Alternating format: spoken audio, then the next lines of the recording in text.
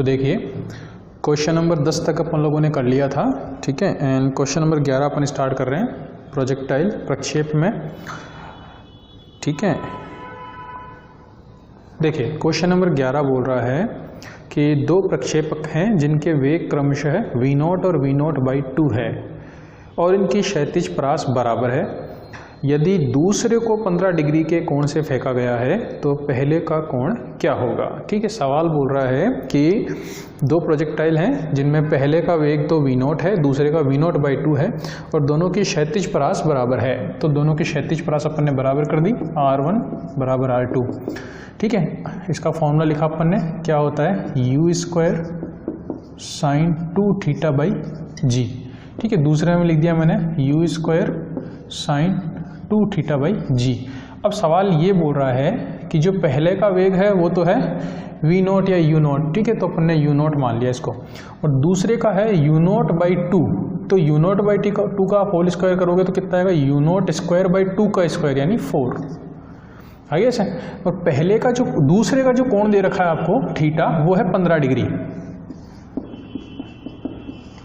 Theta यहाँ पर कितना दे रखा है आपको, 15 डिग्री दे रखा है। ये मान लीजिए थीटा डैश है अपना, तो अपन को निकाल के बताना है कि ये जो थीटा डैश है इसकी वैल्यू क्या होगी। सवाल समझ में आ गया होगा आपको कि दोनों की परास तो बराबर है, पहले का वेग तो u0 है, दूसरे का u0/2 है, तो इसका होल स्क्वायर करेंगे तो कितना आ जाएगा, u0²/4।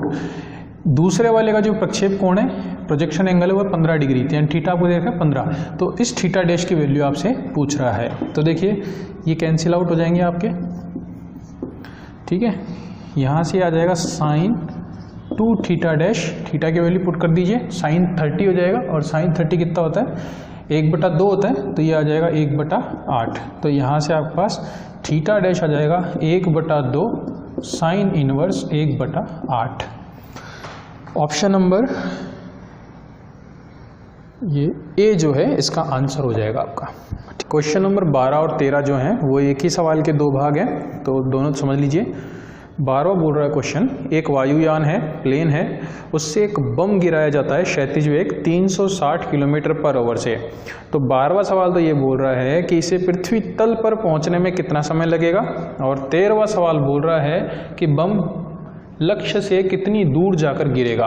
तो देखिए हाफ प्रोजेक्टाइल होते हैं, अर्ध प्रक्षेप होते हैं, ठीक है। मैंने कोर्स में पूरा बताया आपको डिटेल में, फिर भी मैं बता देता हूँ आपको कि ये जो बॉम्ब है यहाँ से गिराया जा रहा है, मान लीजिए प्लेन जो है यहाँ से एक बॉम्ब गिराया जा रहा है, रिलीज करा जा रहा है। तो जब बम गिरेगा तो उसको इस प्लेन की वेलोसिटी मिलेगी, प्लेन का वेग ही मिलेगा।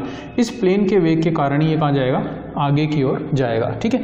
तो मान लीजिए बम यहाँ पर छोड़ रहा है प्लेन, तो ये इतनी डिस्टेंस कवर करके गिरेगा, कहने का मतलब जिसे अपन आर बोलते हैं।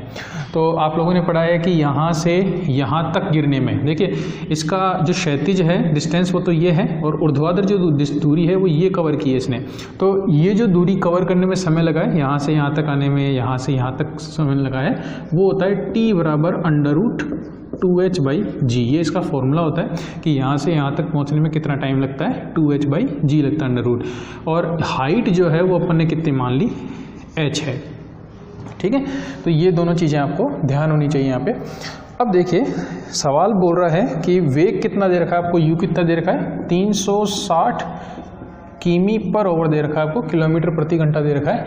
इसको मीटर प्रति सेकंड में बदल लीजिए तो ये हो जाएगा 360 × 5/18। इसे आप कैलकुलेट करेंगे तो कितना आ जाएगा, 100 मीटर/सेकंड, ठीक है। करके देख लीजिए, 2 बार कट जाएगा, ये 20 बार कट जाएगा एक्चुअली, तो ये 100 मीटर/सेकंड। तो ये तो आपको दे रखा है यहाँ पर। अब अपन को पूछ रहा है कि भाई पहली तो पहुंचने में कितना समय लगेगा, इसको पहली चीज़ पूछ रहा है कितना समय लगेगा। तो पहले हाइट निकाल लीजिए यहाँ से, ठीक है। हाइट कैसे निकालेंगे, आप तीसरा नियम लगा दीजिए न्यूटन का, तीसरी इक्वेशन लगा दीजिए और सिर्फ ऊर्ध्वाधर डायरेक्शन में लगाइए, ठीक है। ऊर्ध्वाधर या आप वर्टिकल डायरेक्शन में लगाइए। तो थर्ड इक्वेशन क्या कहती है, v² बराबर u² प्लस 2gh, ठीक है। तो v तो कितना हो जाएगा, 0 हो जाएगा आपके पास, ठीक है। ये तो हो जाएगा 0, u कितना दे रखा है आपको, 360, 100 लेंगे अपन,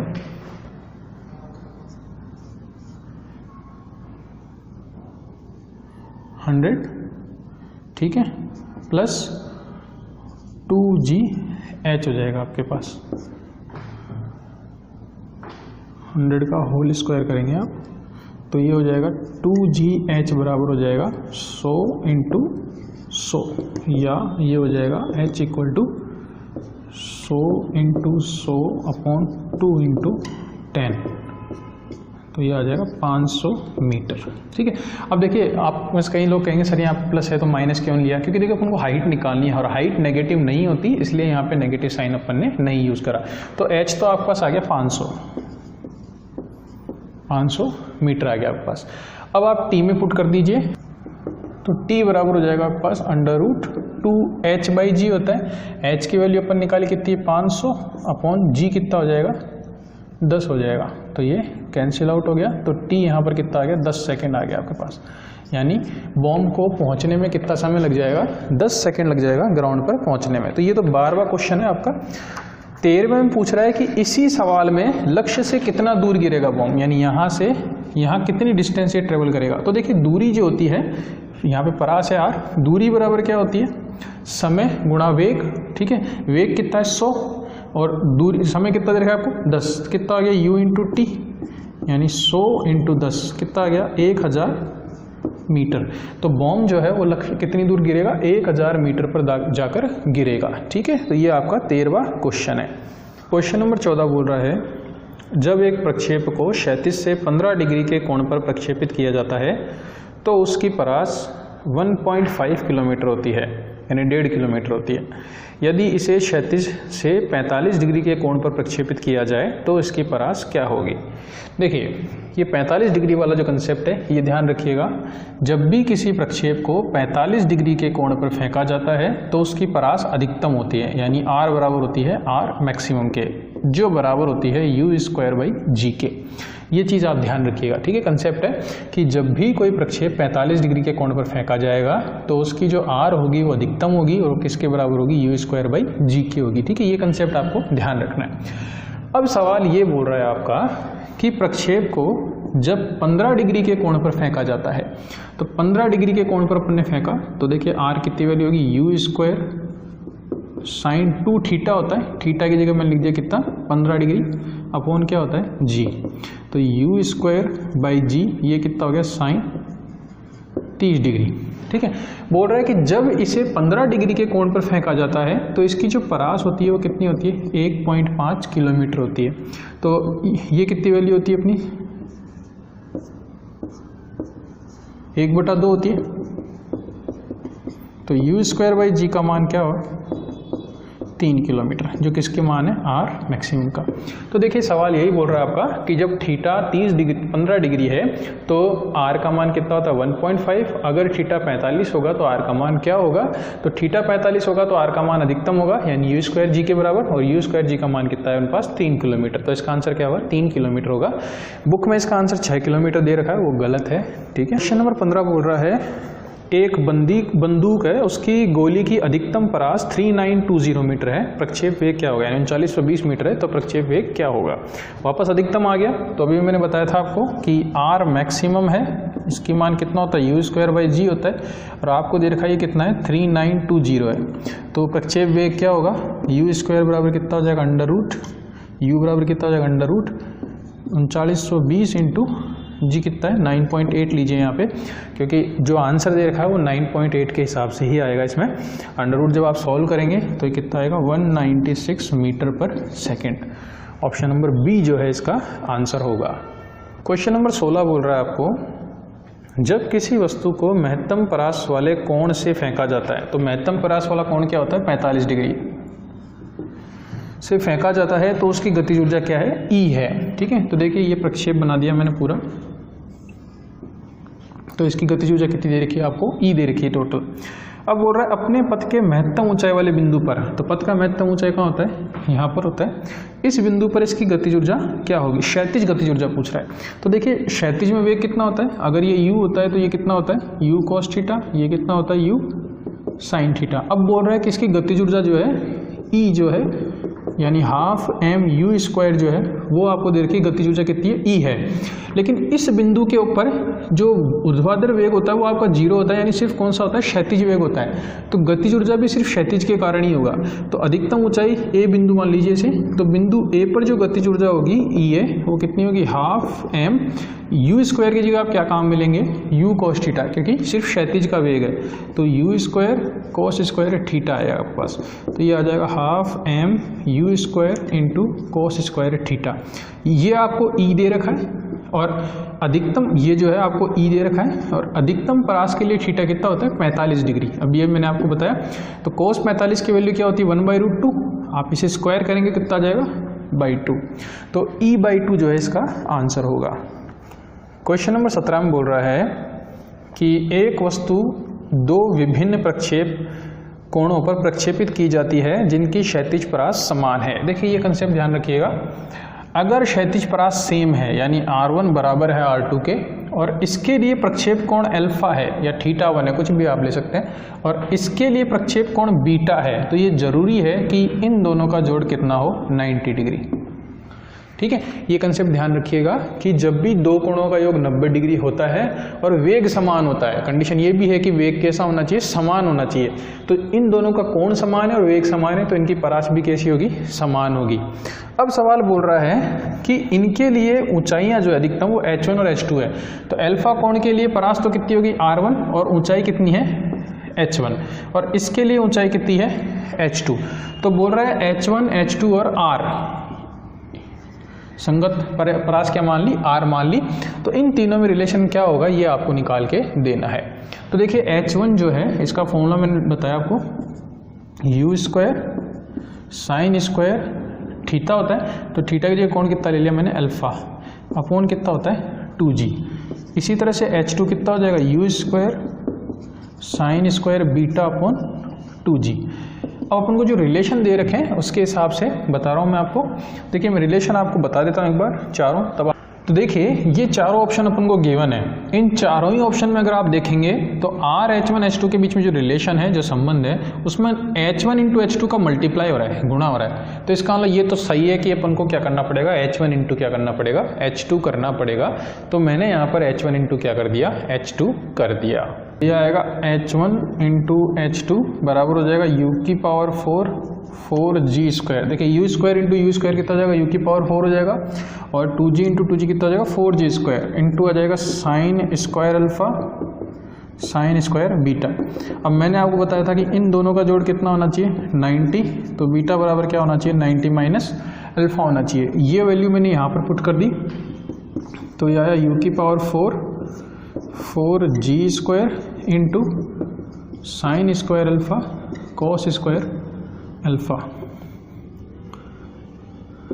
हो जाएगा। भाई यहाँ पे आप 90 माइनस अल्फा लिखेंगे तो साइन 90 माइनस अल्फा क्या होता है, कॉस अल्फा होता है। तो ये कन्वर्ट हो जाएगा आपका। अब देखिए यहाँ पर देखिए एक रिलेशन बन सकता है अपना, 2 साइन ए कोस ए क्या होता है, साइन 2a होता है। तो वो बनाने के लिए मैंने 4 का मल्टीप्लाई और 4 का क्या कर दिया, डिवाइड कर दिया यहाँ पे। ठीक है, 4 का मल्टीप्लाई 4 का डिवाइड कर दिया। तो ये पूरा जो है आपके पास साइन 2a का होल स्क्वायर बन जाएगा। ठीक है, ये पूरा किसके बराबर चल रहा है, H1 इंटू H2 के बराबर चल रहा है। H1 इंटू H2 u की power 4 16g square into sine 2 alpha का होल स्क्वायर हो जाएगा आपके पास। इसे आप लिख सकते हैं u square sine 2 alpha upon g का होल स्क्वायर इंटू 1/16। ये जो है वो पूरी आपकी परास होती है, R होती है। तो ये हो गया R स्क्वायर बाई 16। ये किसके बराबर चल रहा है, H1 H2 के। इससे आपको R बराबर मिल जाएगा 4 अंडर रूट H1 H2। ये आपका आंसर है। तो देखिए यहाँ पर ऑप्शन देखकर पता लग रहा है आपको कि H1 H2 और R में रिलेशन निकालने के लिए अपन को क्या करना है। तो जैसा आपका ऑप्शन हो उसके हिसाब से आप इसमें चलेंगे। ठीक है, नेक्स्ट क्वेश्चन देखिए। बोल रहा है एक प्रक्षेप की अधिकतम क्षैतिज परास 400 मीटर है, यानी R मैक्सिमम दे रखा है आपको 400 मीटर है। ठीक है, बोल रहा है यदि मूल बिंदु की प्रक्षेप बिंदु माना जाए, मूल बिंदु को प्रक्षेप बिंदु माना जाए, तो जिस बिंदु पर प्रक्षेप का वेग न्यूनतम होगा उसके निर्देशांक क्या होंगे। देखिए ये अपना प्रक्षेप का पथ होता है, ठीक है। बोल रहा है जिस बिंदु पर प्रक्षेप का वेग न्यूनतम होगा उस बिंदु के निर्देशांक क्या होंगे।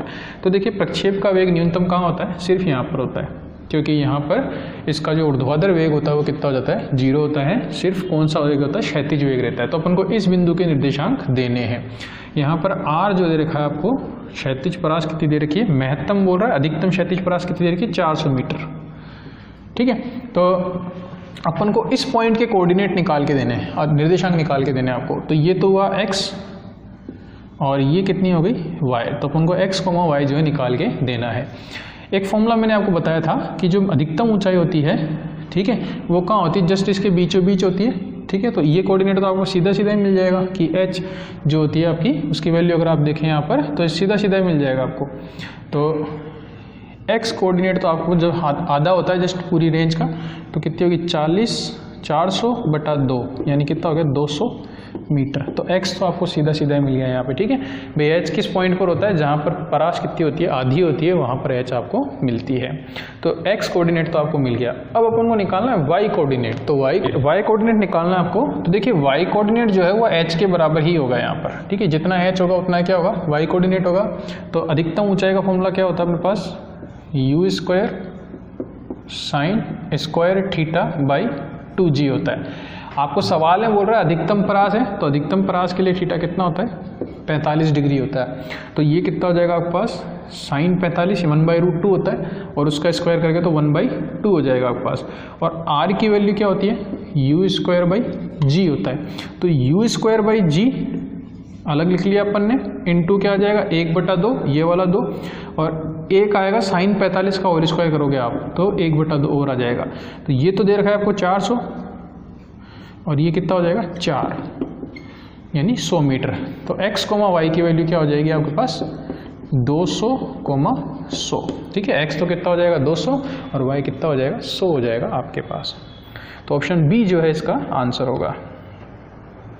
अगला क्वेश्चन देखिए 19वां। बोल रहा है एक लड़का गेंद को जमीन से 500 मीटर ऊंचाई पर इमारत की खिड़की से क्षैतिज आकार में फेंकता है, जिससे वह दूसरी इमारत में जो जमीन से 10 मीटर ऊपर स्थित है की खिड़की में प्रवेश करती है।